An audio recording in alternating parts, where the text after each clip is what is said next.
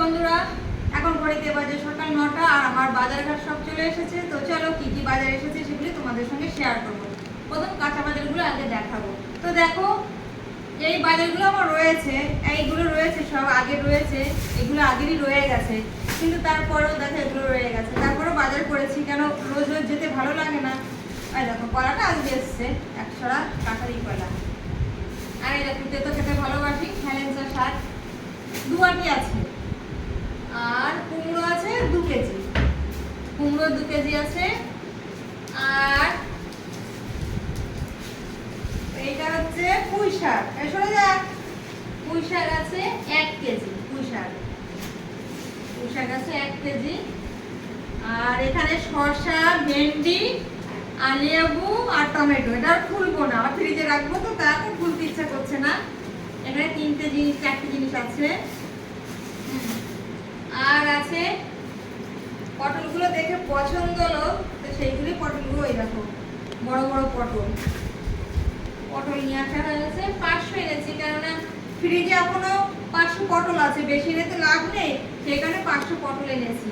আর এই দেখো, এক থাকতে এক আনলে কি হয়, তাহলে ওই নেই হঠাৎ করে, তখন উপায় থাকে না কি করব, সেই কারণে দেখো আগে রয়ে গেছে, তারপরে এগুলো নিয়ে আসা হয়েছে।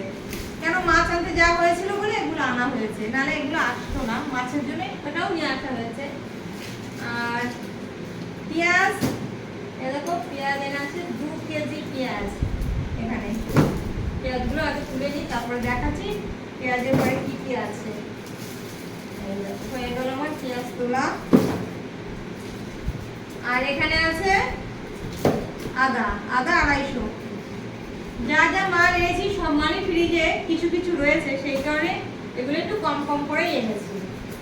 মানে ওখানে 250 আর এখানে 250, আমার আবার 1 সপ্তাহ বা 10 দিন চলে যাবে এই সমস্ততে। আর এই দেখো চন্দ্রমুখী আলু আছে এখানে 5 কেজি, আগে 2-3 কেজি হয়ে গেছে তলায়।